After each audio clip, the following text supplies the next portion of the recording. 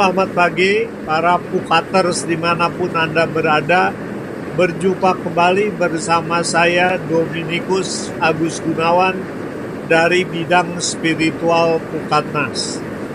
Pada pagi hari ini kita akan melihat bagaimanakah kita sebagai profesional dan usahawan Katolik memiliki tugas juga untuk menjadi saksi Kristus. Nah, apa yang perlu kita lakukan? Bagaimana caranya? Inilah yang akan kita lihat pada renungan pada pagi hari ini. Sebagai ayat mas, saya akan mengambil dari Kisah Para Rasul bab 1 ayat 8. Bunyinya demikian. Tetapi kamu akan menerima kuasa kalau Roh Kudus turun ke atas kamu. Dan kamu akan menjadi saksiku di Yerusalem dan di seluruh Yudea dan Samaria dan sampai ke ujung bumi. Itulah yang dikatakan Tuhan Yesus pada saat ia terangkat ke surga. Nah, jadi dia mengutus kita sebagai para muridnya itu adalah untuk menjadi penerusnya, untuk menjadi saksi Kristus, untuk mengajak orang-orang di dunia ini agar bertobat, berubah, dan menjadi pengikutnya yang penuh sukacita, sepenuh hati, dan menjadi pengikut yang luar biasa. Pertanyaan pertama, kapan kita menjadi saksi Kristus? Kita diminta untuk menjadi saksi Kristus, yaitu kamu akan menerima kuasa kalau Roh Kudus turun ke atas kamu. Jadi pada hari raya Pentakosta, yaitu pada hari raya ke-50 hari setelah Tuhan Yesus naik ke surga, maka kita akan menerima kuasa dari Roh Kudus untuk menjadi saksi Kristus. Jadi Bapak Ibu, rekan-rekan pria Katolik, jangan takut bahwa Tuhan, saya tidak mampu, Tuhan, saya tidak bisa. Dalam amanat agung Tuhan Yesus mengatakan, aku akan menyertai kamu senantiasa sampai kepada akhir zaman. Sebagai manusia kita memang tidak tahu apa-apa, tapi Tuhan Yesus yang akan selalu mendampingi kita, membimbing kita, sehingga kita memiliki kemampuan untuk menjadi saksinya yang luar biasa.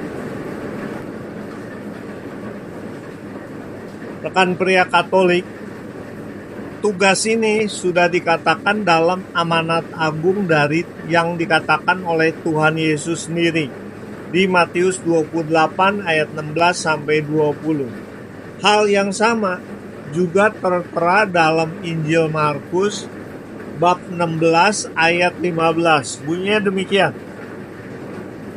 Lalu ia berkata kepada mereka, pergilah ke seluruh dunia, beritakanlah Injil kepada segala makhluk. Beritakanlah Injil kepada segala makhluk.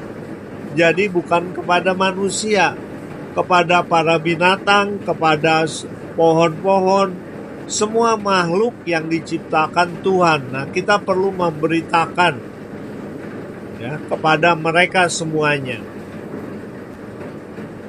Kemudian para rasul pun, para murid itu melaksanakan tugas Yesus seperti yang tertulis dalam Injil Markus bab 16 ayat 20. Bunyinya demikian. Mereka pun pergilah memberitakan Injil ke segala penjuru, dan Tuhan turut bekerja dan meneguhkan firman itu dengan tanda-tanda yang menyertainya. Jadi pada saat kita diutus, ya Tuhan saya siap, maka Tuhan Yesus akan menyertai kita.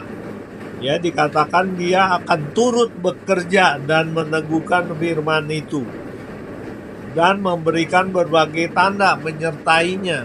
Nah, jadi kita diberikan kekuatan, kemampuan untuk menjadi saksi Kristus. Jadi para pukater sekalian, jangan takut. Ya.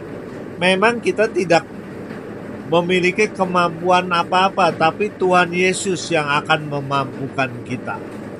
Jadi para pukater sekalian, inilah tugas kita di dunia ya, menjadi saksi Kristus, memberitakan siapa Dia, yang mewartakannya kepada seluruh orang agar banyak orang semua menjadi tahu siapakah Yesus itu, apa tugasnya di dunia ini, dan mereka pun dipersilahkan untuk menjadi pengikutnya, mengikuti sebagai para murid Kristus yang juga mewartakan Injil ke seluruh dunia. Jadi rekan pria Katolik, itulah tugas kita ya, untuk memberitakan Injil, untuk menjadi saksi Kristus. Dan jangan lupa kita juga perlu terus berdoa pada Tuhan Yesus, memohon kekuatan dan kemampuan untuk menjadi saksinya yang luar biasa. Terima kasih para pukater sekalian, kiranya Tuhan memberkati kita senantiasa dalam nama Bapa dan Putra dan Roh Kudus. Amin.